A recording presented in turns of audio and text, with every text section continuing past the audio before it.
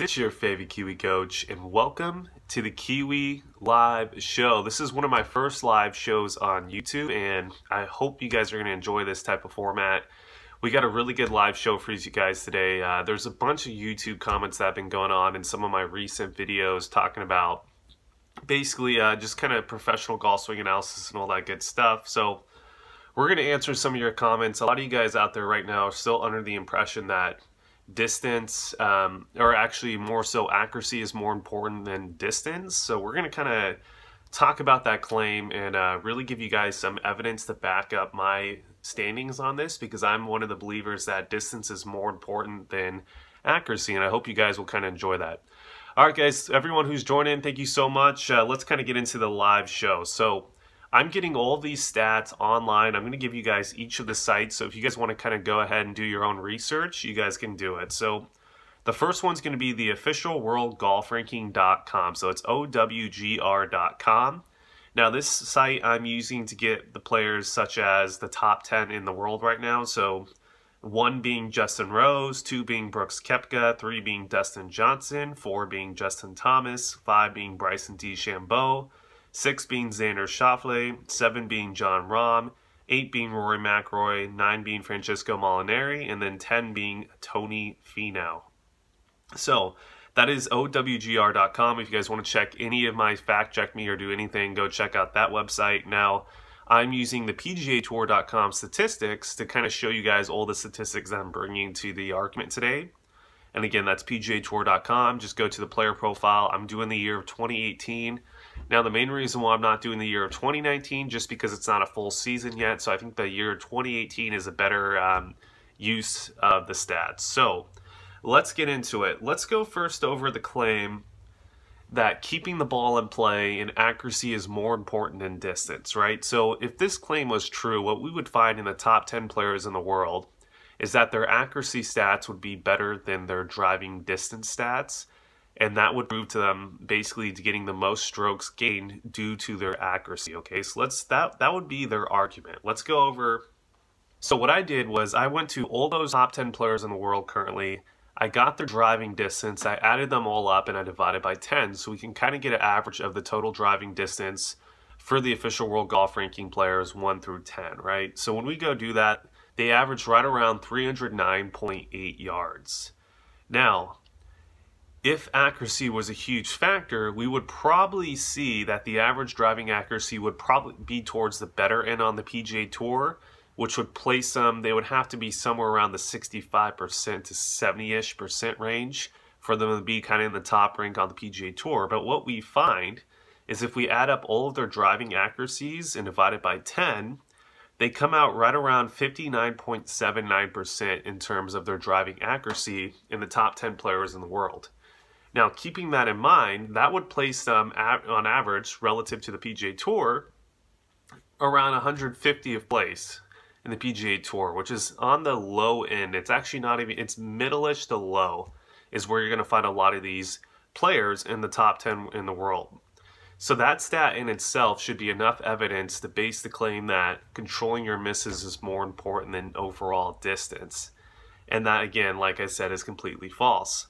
Now, let's go over another little stat that I took that's going to help us with this claim, and this is going to be average of total strokes gained, right? So, seeing that they're only averaging 59.79% fairways hit, that should mean if accuracy was more important to scoring, that their average total strokes gained would not be very good, right? But what we find is if you add up all the strokes gained divided by 10, that they're averaging right around 1.444 strokes gained relative to the rest of the field. And that places, if you're getting right around an average total of 1.44 strokes gained relative to the field, that's placing you right around in the top 10-ish of the PGA Tour, which is on the very, very high end. That means you're doing a really good job with getting total strokes gained. So what we found so far in the top 10 ranked players in the world currently right now is that the whole accuracy relative to strokes gained debate is really, you don't need to be accurate to get a lot of strokes gained.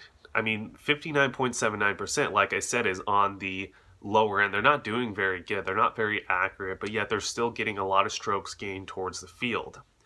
So again, guys, for everyone out there who's trying to make the claim that in the PGA Tour, to be a top-ranked player, it's better to be controlling your misses and being more accurate than it is hitting the golf ball very far, that whole claim is completely and utterly false.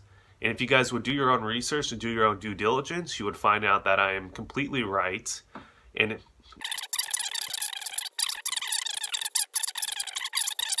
here's the major macro idea takeaway point from this. For everyone in the comment section below who are trying to leave comments saying that certain claims are true, what you guys should go do is maybe go make your own videos, or maybe go bring up evidence in the comments instead of just making a claim. Because again, most of the time, if you guys would have done your due diligence, you guys would have found out that your claims are false, right? Now, I'm not saying that they're false relative to you. You could be focusing on more on accuracy and your handicap could be greatly decreasing. I'm not going to argue that. There's a lot of my players that I'm actually focusing more so on accuracy than I am on distance. But then there also is a large percentage, mainly the juniors, that I'm focusing more so on distance relative to accuracy. Because again, it depends on kind of your macro ideas or macro goals and what you want to accomplish with your game. If you guys are a handicapped golfer, distance is never really going to help you guys. But again, I think especially if you're just starting out, you more so got to focus in on consistent strike, centerness of contact. And then from there, you guys will find more distance and most likely more accuracy as well if you're consistently striking the ball in the sweet spot. So maybe for you players out there that fall into that category, accuracy might be more important for you guys out there. But I would still say if you guys want to be a top tier player relative to your handicap, you're going to find that everyone on the lower end of your handicap skills are typically going to be hitting the ball further than the person who is more so on the higher end of that handicap total. So let's give an example. Let's say if you're a 0 to 10 handicap, you're going to find the 10 handicappers hitting the ball probably slightly shorter or even more so shorter than the scratch golfers. And again, guys, it always is the case. If you hit the ball further and are somewhat accurate, you guys are going to probably have the best chance to play the best golf that you can out there. Again, you don't need to be overly accurate to be a great golfer. You need to hit the ball relatively far relative to the rest of your handicap players out there, and then have some sort of accuracy, right? And for the PGA Tour to become one of the best players in the world, a top 10, that means that you need to be right around roughly hitting at about 305 to 309. There's some guys on the lower end there like a Justin Rose and Francisco Molinari that are right around 303-ish to 302. But every single player that's in the top 10 in the official world golf rankings right now is hitting it over 300 yards.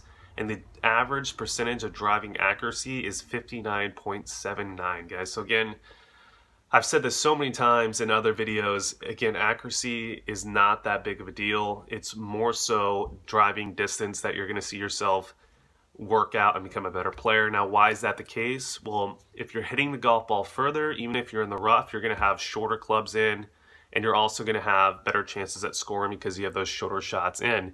Hey, Dave, what's up, man? Thanks for joining in.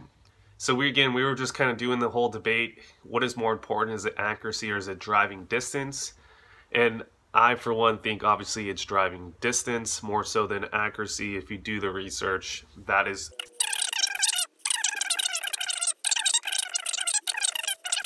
below. I would love to hear from you guys. I always love seeing your comments, even if they are most of the time passively aggressive towards me, but it's okay. I got thick skin. I just want to hear you guys' comments and start a healthy debate that I think will help people.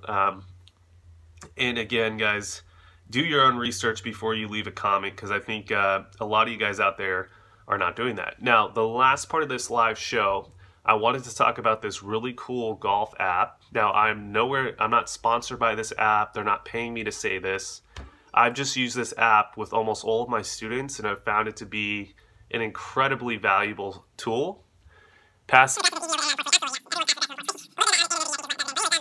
The app is called Decade. You can go to birdiefire.com. It's Decade Golf app. Now, some ethos behind this app. Who's using this app currently? There's PGA Tour winners that use this app. There's web.com winners that use this app. 5 USGA champions have used this app. 5 world number ones.